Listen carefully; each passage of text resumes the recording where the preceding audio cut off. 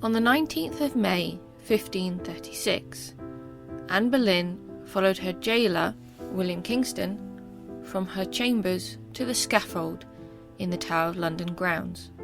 She was to be executed. This history knows very famously.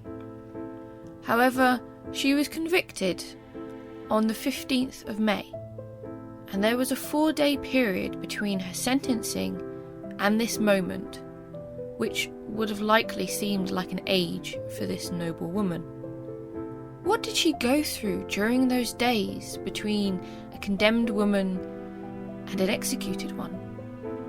In this video, we shall be taking a look at these 4 days, between when the sentence was drawn and when it was carried out with the swing of a sword.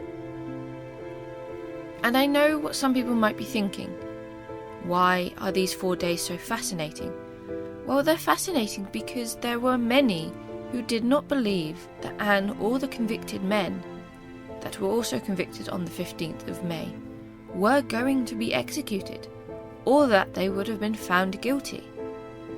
As history would have it, most people still believed that Anne was innocent. So it is rather fascinating to see what happened after the conviction. The 15th of May, 1536. What better place to start than when Anne had finished her trial? We know that Anne returned to the Tower of London following her guilty verdict. And there has been some speculation about whether her lodgings were changed. Currently, she was in the Queen's apartments, where she had been placed once she first arrived at the Tower. And there was some that have debated on whether or not she was housed somewhere differently after her conviction. Speculation and traditions throughout time has had it that Anne took up lodgings after her conviction at either the Lieutenant lodgings with William Kingston himself or the Beauchamp Tower. They have been thought of for multiple reasons, the most famous of all including the famous carvings of both Anne, written as the name, along with her falcon in each respective places. However, historians have later believed that these are not the cases. The Lieutenant lodgings was not completed until 1540, 4 years after Anne was executed, so it is unlikely that Anne, who was currently still the Queen of England, even though she had been convicted and charged and sentenced to execution, would have taken up residence in a half-finished building. One of the reasons for the Lieutenant lodgings belief is due to the fact that William Kingston's wife, the Lady Kingston, was one of the women that attended to Anne, but this could still have happened in any area of the Tower of London. Additionally, the likelihood of her being removed from her lodgings and re-resided in Beauchamp Tower, when as far as Kingston was aware, she would have been executed within a matter of days, if not the following day of her conviction, does not seem as plausible. Why would you remove both an individual who you are still the Queen of England and her retinue following her conviction from her rooms to physically move her and her belongings, whether they be few or far in between, into a different tower just for 24 hours before her potential execution does not seem as likely. It seems more plausible that she remained in the Queen's apartments, for as stated multiple times before, she was still currently the Queen of England. Her marriage to Henry was still in place. It is, however, thought that some of her ladies were removed from her retinue following her conviction. Some have stated that her aunt by blood, the Lady Shelton, was removed along with Mrs. Coffin. Another aunt by marriage, the Lady Boleyn, along with Lady Kingston and possibly some other young ladies, remained, though sources have varied on whether Lady Shelton returned for Anne's final days or not, due to the fact that there is some accounts that she was on the scaffold with Anne Boleyn. Anne herself, following her trial, called for her chaplain, John Skip, and he was on hand to comfort her. He stayed with her that very evening until 2 a.m. the following day. and though she tried to focus her mind on prayer, it is noted that in the hours and days following her death sentence, her thoughts in the prison became more fragmented and disconnected from reality. At the time of her conviction, although she was condemned to death, Anne was not aware on how she would die. I know we most famously know her of having death by the swing of the sword, but the men with her were convicted and were going to be executed with the swing of an axe. The same could not have been said for Anne. Officially, by law, the charge of treason, which was one of the main crimes that she was accused of and convicted of, led to the death of a noblewoman or commoner by being burnt at the stake. So currently, on the 15th of May, as far as Anne was aware, if she was of knowledge of this law, she was to be killed by the standard punishment of death by flames. A grisly and very painful death. But we cover the reason why this was changed in a different video. Kingston has reported that Anne did wonder whether Henry was doing all of this to test her, and proposed that she should be sent to a nunnery, such as the nunnery in Antwerp, a move that might have allowed him to marry again, and speculated on many times whether or not she would be offered the same out as Catherine of Aragon. Additionally, there is reports that her mind drifted back to her childhood, to her times within Norfolk and Suffolk, and especially her time with Margaret of Austria, and even to whether she'd won the bet she placed on a tennis match that she was watching before she was arrested. We can see from these records that on the 15th of May, Anne's mind was all over the place, trying to process what she was about to face. But things moved differently on the 16th of May. At some point between the 15th and the 17th of May, we do know that Henry VIII signed the death certificate for all of the individuals. It is likely, and there is some sources that suggest this took place between the 15th and the 16th, due to the fact that the men were executed on the 17th of May.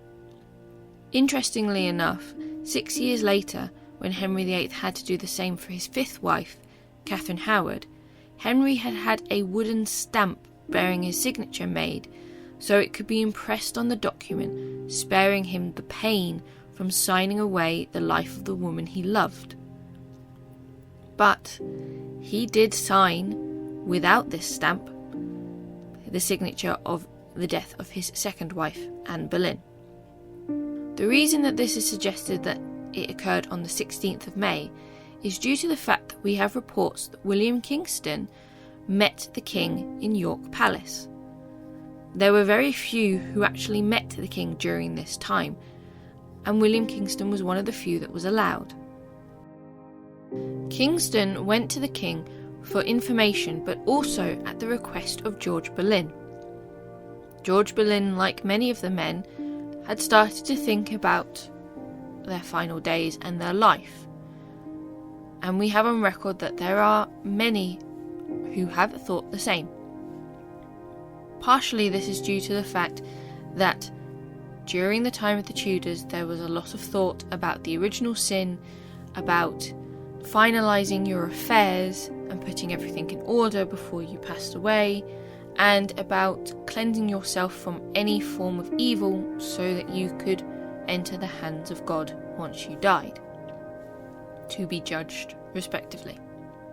George Boleyn, in question, was worried about a series of debts that he owed individuals and wanted to make sure that these would be cleared up so that he would not have these on his shoulders when he would pass away.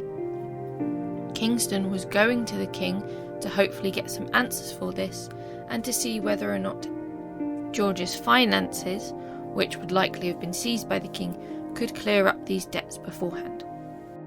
We do not know the answer to this, but it is likely that the king granted this wish and had these debts cleared up.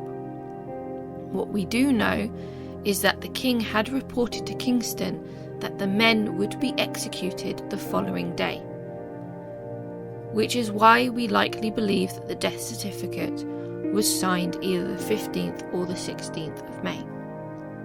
The king made no mention on how Anne would pass away, whether it be by being burnt or beheaded, nor did Kingston receive any information on whether or not it would happen the following day, the 17th, like the men, or on a different day.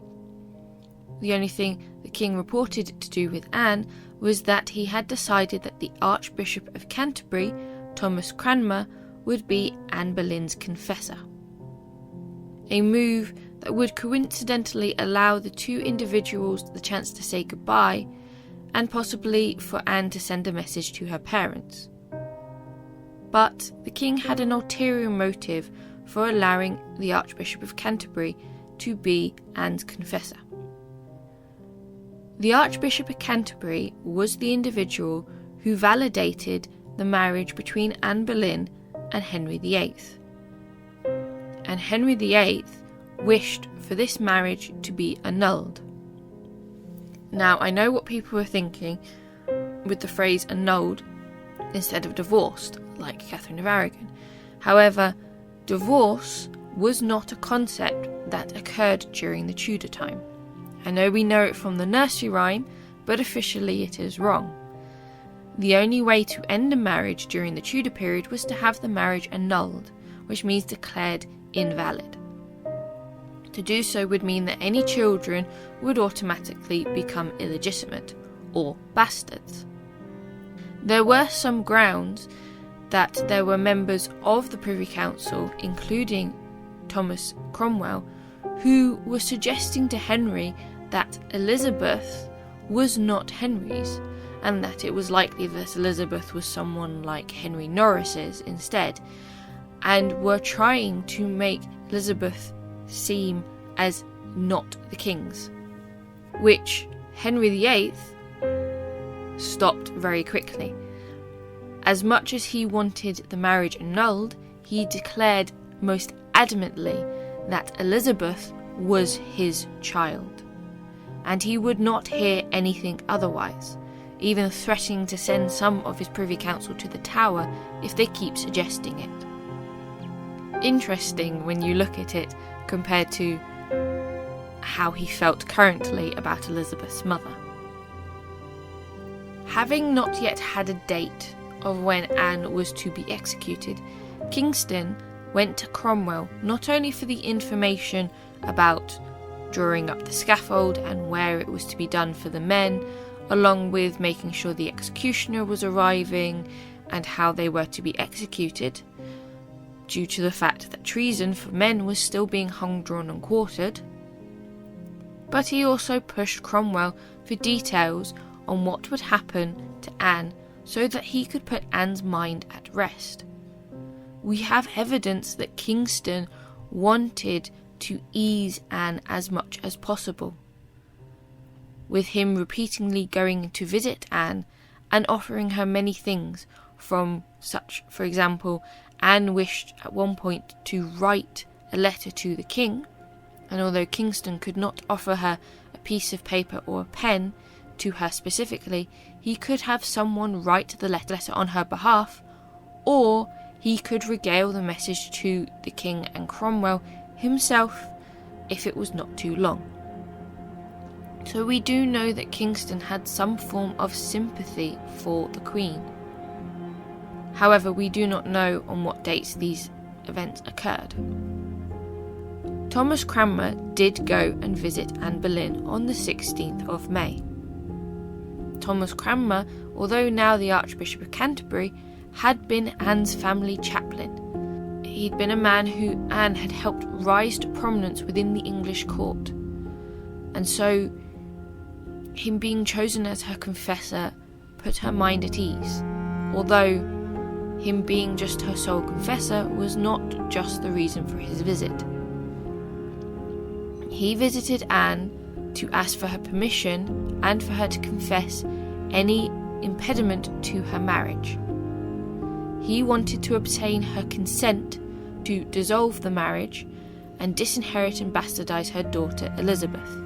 This was something that Thomas Cranmer, as we can see by evidence, strongly opposed, and he only allowed to happen once he had visited Anne. So it is likely that, although he did not believe that the marriage should have been annulled, he wanted Anne's permission and her consent before dissolving this marriage. He wanted to inform the Queen on what the King had decided and for her to make her final say.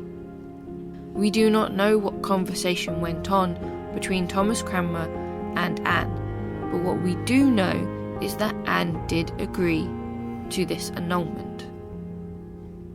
Kingston wrote a letter, likely to be put into his reports, and in this he did report that he had a meal or dinner with the Queen, and at which time she suggested that she would go to a nunnery and was in hope of life.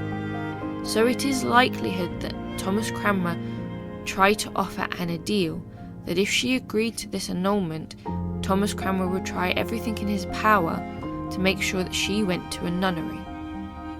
However, as history would know, this is not the case. It is likely that Anne may have slept better with the hope of life on the night of the 16th of May, but it is also likely that she might have had a very unsettled night. She had been informed that her brother, along with the other men accused, were to be beheaded the following day. Additionally, this was the first night since her marriage with Henry VIII that she was now likely not the Queen of England. Her marriage now being annulled, she reverts back to Lady Anne Boleyn, and that is how she would be executed, as Lady Anne Boleyn. The 17th of May. The 17th of May 1536 saw the execution of 5 men. The men accused of sleeping with Anne Boleyn were executed as followed. George Boleyn, the Lord Rochford, was executed first, as he was a member of the most highest of nobility. Following down the line on nobility, you then had Sir Henry Norris, Sir Francis Weston, Sir William Brereton, and then finally Mark Smeaton. Anne is said to have witnessed her brother's beheading and the beheading of the men. The men were executed on Tower Hill, which is beyond the northwest point of the prison, that is the Tower of London. However, Anne did not leave the Tower of London. She was confined to there from the day of her conviction to the day of her execution. It is impossible for Anne to have seen the deaths from her lodgings, whether they be the Queen's lodgings, the Lieutenant lodgings, or the Beauchamp Tower lodgings, although as we know it's most likely the Queen's lodgings. However, there is many historical accounts that do state that Anne did see these executions, from both those who favoured Anne and those who didn't. As stated by the historian Gareth Russell, it has been pointed out that Anne may have asked Kingston to move her to either the Byward Tower or the Bell Tower to witness the men's last moments. Additionally, she could have potentially been placed upon the battlements so that she could watch these executions. What we see today, modern times, if you stood on those specific areas to look out at Tower Hill, is very different from how it would have looked in the 1500s. So, it is possible that she was there with an armed guard, and likely Kingston himself, to watch these executions.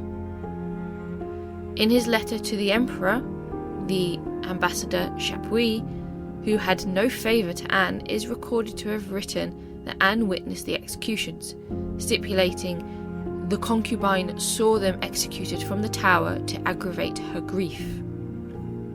The only record we have of Anne's reactions to the men's execution comes from D. Carlos, who turns around and states that Anne did watch these executions, and upon hearing Mark Smeaton plead his guilt on the scaffold with the conventional phrase, "Masters, I pray you all, pray for me, for I have deserved the death," Anne supposedly replied, "Alas, I fear that his soul will suffer punishment for his false confession." So, Anne must have been in some area of the tower where she could not only watch these executions, but she could also hear the men.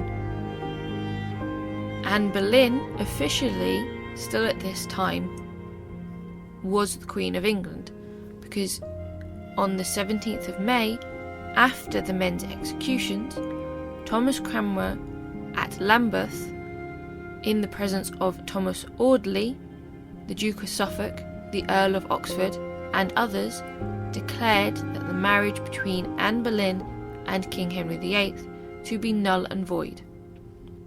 This very sentence the Archbishop of Canterbury made meant that if the marriage had never happened, Elizabeth was declared as illegitimate, although Elizabeth was the king's daughter. This annulment is believed to be on the grounds that Henry had an affair with Anne Boleyn's sister Mary, although there is rumours that it is due to the pre-contract between Anne Boleyn and Henry Percy. But these are just rumours.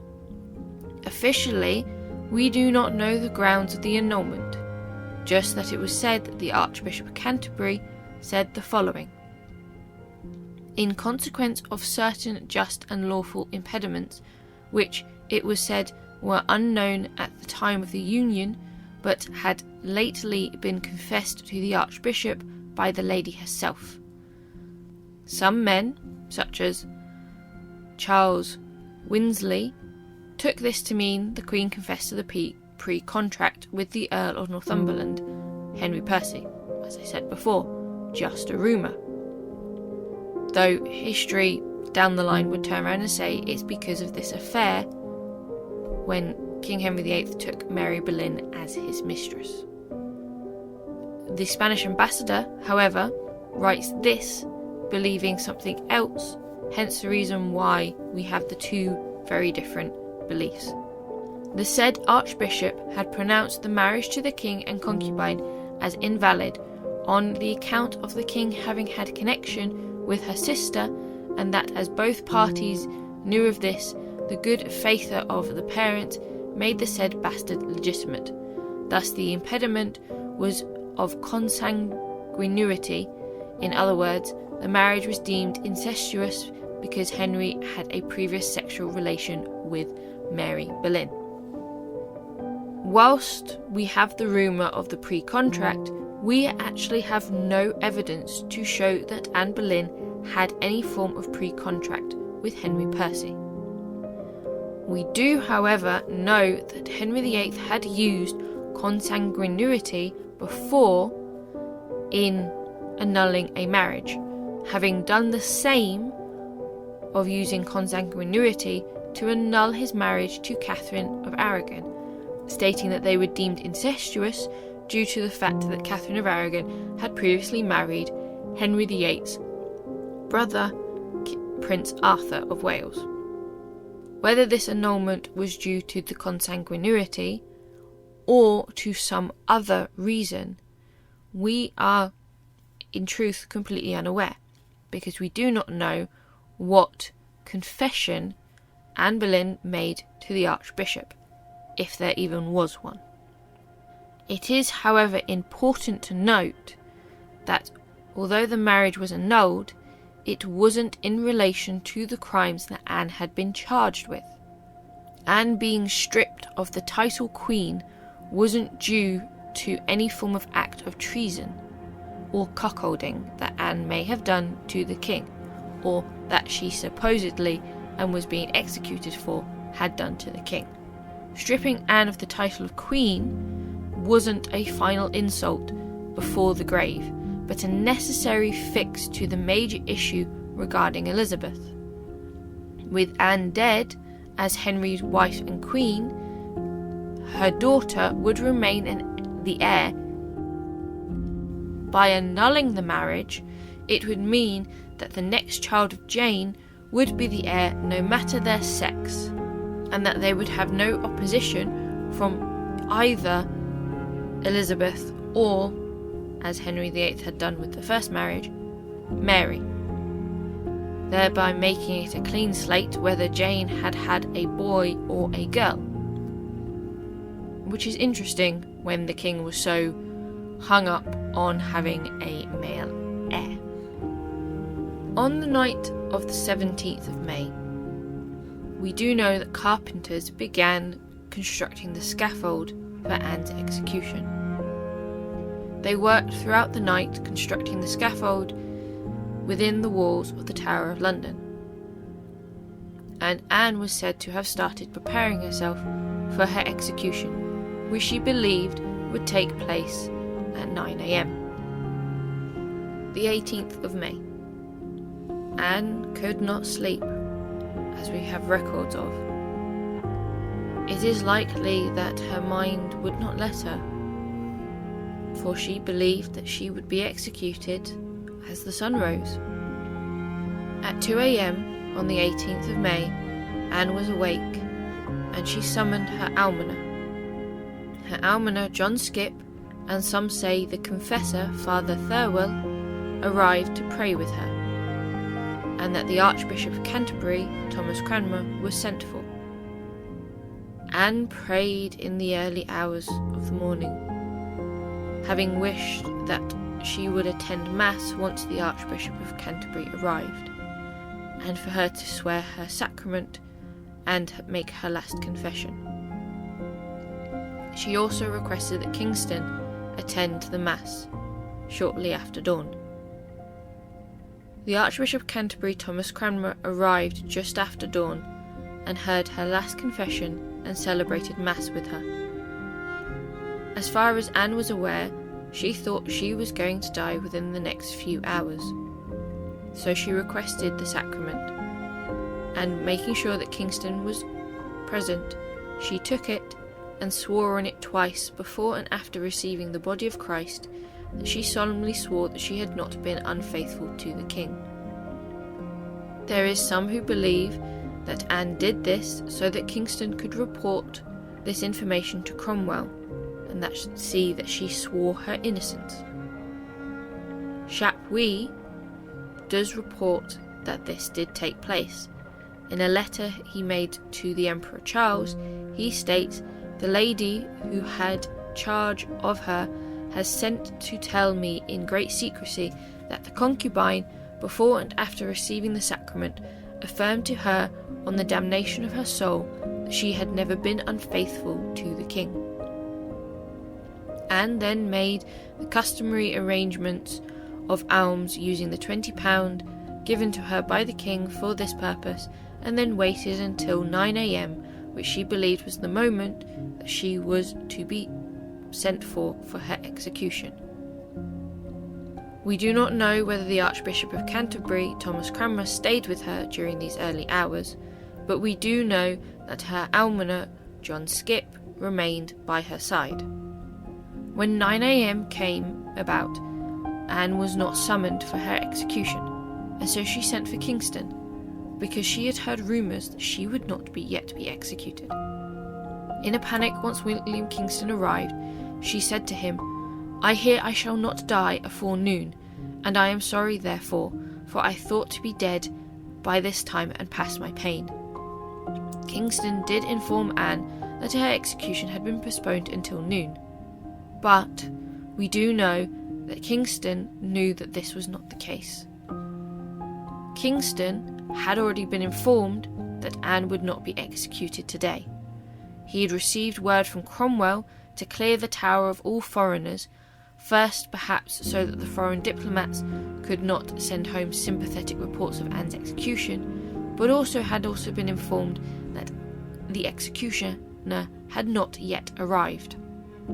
So Kingston keeping Anne in the dark a while longer was both cruel but also maybe done in sympathy.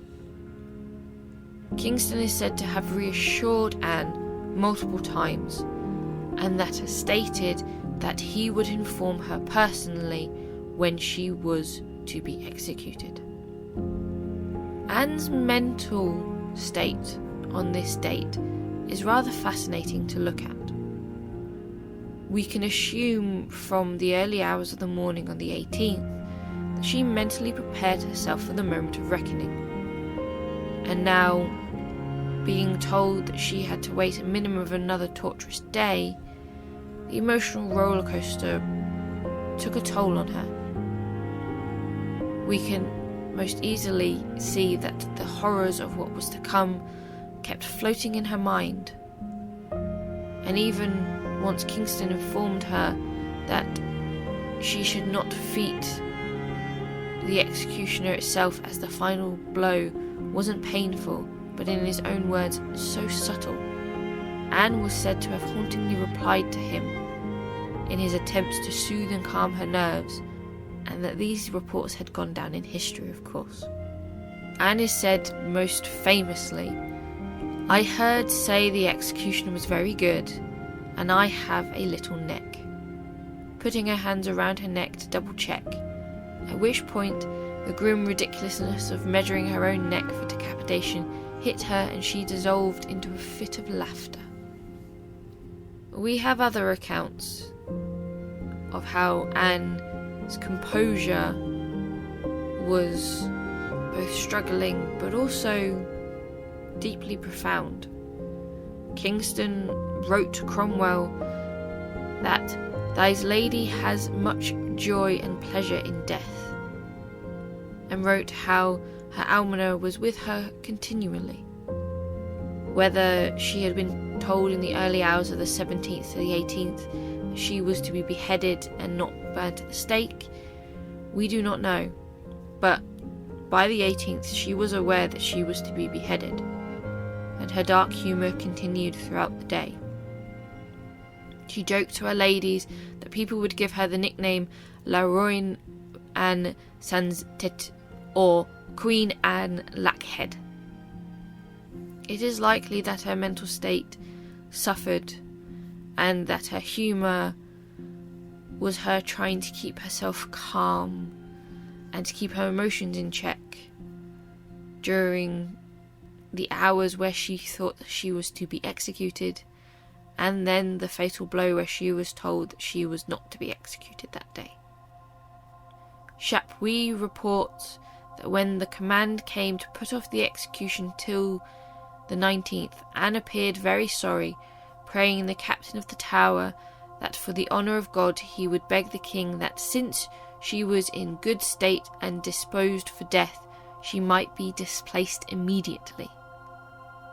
Lancelot de Carlos corroborates this and adds to it, stating that she said the following: "Not that she desired death, but thought herself prepared to die and feared the delay would weaken her." De Carlos writes, she then consoled her ladies several times, telling them that was not a thing to be regretted by Christians, and she hoped to be quit of all unhappiness, and with various other good counsels. In truth, there was nothing that William Kingston could do to ease Anne's suffering.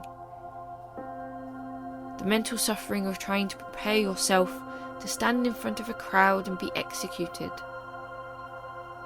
to then be told that you had to wait another 24 hours minimum before this suffering would end, is cruel.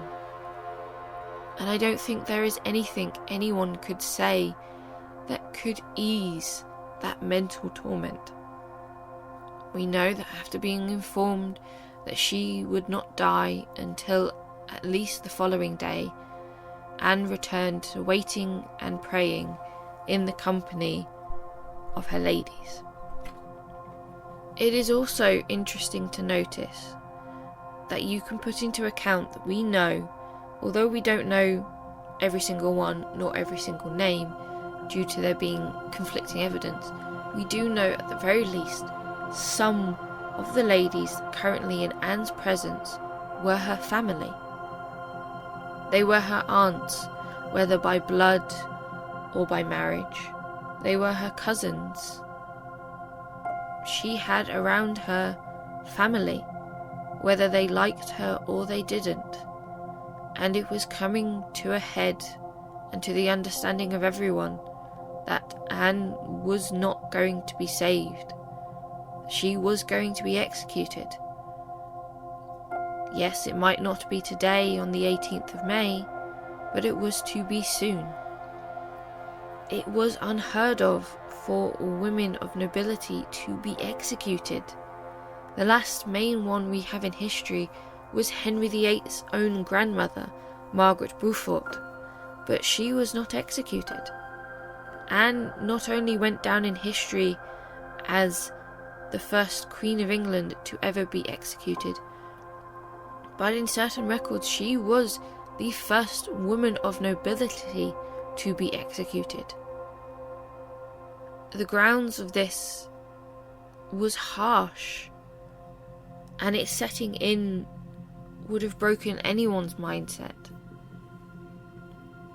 As far as Anne was aware, the man that she loved, who she stood fast on and who she stayed in a relationship with as they went through turmoil in the kingdom just so she could marry him, who did not turn the king down and get married to someone else, did not choose to be his mistress, who had a relationship with a man who lasted decades, who she had a child with, and yet this man was to have her beheaded.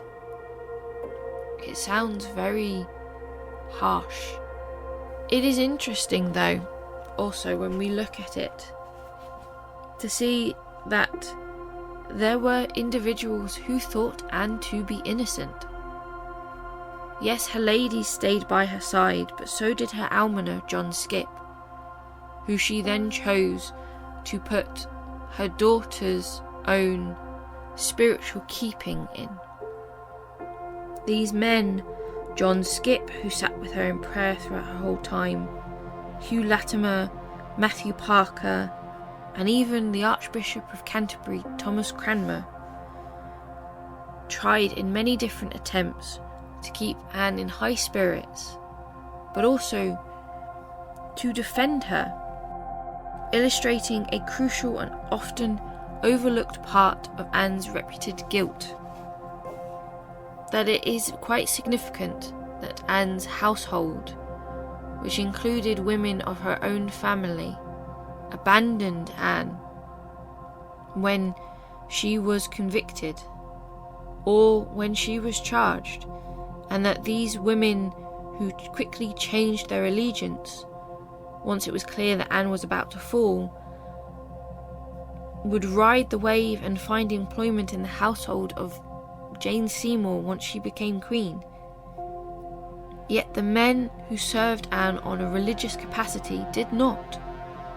Those men who knew her intimate feelings, who had heard her confessions and secrets, her religious convictions, who knew aspects of her that she could hide from others, but she could not for them, for they were servants of God themselves. These men had no doubt in her innocence. They tried everything they could to either keep Anne calm and at peace, or tried their most hardest to save her. I always find it interesting that these men did so much for Anne, not abandoning her even though she helped them gain such high statuses. Yet how we always know and state in history that Anne did the same to Thomas Cromwell, and it was Thomas Cromwell himself that tore Anne down. It's strange when you put it into perspective. There is some accounts that Anne made a second last confession on the night of the 18th of May. but there is also accounts that states that she just wished for Thomas Cranmer, the Archbishop of Canterbury, to be in there with her as she prayed, along with John Skipp. Interesting that she found comfort in these very men who tried their hardest to save her, when her own family did not. At dawn on the 19th of May, Anne heard Mass once more given to her by the Archbishop of Canterbury, Thomas Cranmer, who then stayed within the tower to watch Anne's execution. Anne dressed herself in a French gable hood and a gown of dark or dark grey damask, trimmed with ermine over a red kirtle. The constable of the tower led her on the short walk to the scaffold on Tower Green, where she mounted the steps and looked down at the crowd. The day had finally come, and witnesses would state that Anne was serene and calm as she faced the scaffold. Her lack of tears and show of emotion made her appear bold and courageous, with religious supporters describing her as a devout evangelical in her unwavering faith during her final minutes. However, it could also be thought of that she was likely dazed, mentally torn to shreds, drained and sleep deprived, and so she was beyond the point of both mentally and physically exhausted. Anne looked down at the crowd, although it is stated very much in certain accounts that she frequently looked behind her and looked around as if trying to find people. Some accounts say that she was both exhausted and amazed, feeble and half stupefied, and that she looked back on her ladies for comfort. But whether she was so emotionally drained or as courageous and strong in her conviction as she had been the previous day, the overall effect came across as dignified.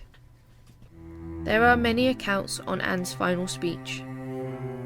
They are all subtly different, likely due to translations, but the overall effect was a traditional speech, and one that many felt matched her both in status as the ex-Queen of England and as a lady who was seen very much for her intelligence.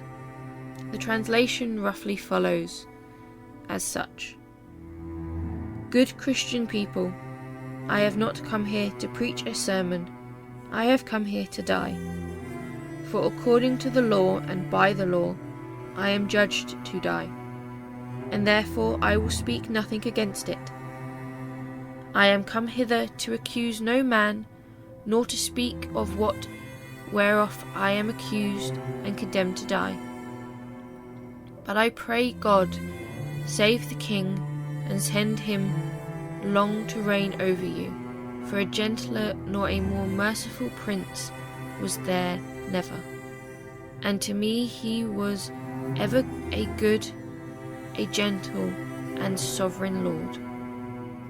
And if any person will meddle of my cause, I require them to judge the best, and thus I take my leave of the world and of you all, and I heartily desire you all to pray for me. We do know that King Henry VIII was not in the crowd when Anne Boleyn was executed. He did not attend the execution of his wife, but the audience that did included many ambassadors, Cromwell, Audley, Suffolk, the Archbishop of Canterbury, Henry Fitzroy, and a great number of the king's subjects, and potentially even the Duke of Norfolk, who was Anne Boleyn's uncle. Anne then removed her cloak and coif and tucked her hair under a cap. We don't know at what point, whether it was after her speech, whether it was when she herself took a knee, But there is many sources that state that many individuals knelt out of respect to Anne. Before her was a crowd of 1,000 spectators, and many is said to have sunk to their knees, showing deference to the passing of her soul. It is likely that the Archbishop of Canterbury did, and Thomas Wyatt, who is said to potentially have been at her funeral, is also stated to have such.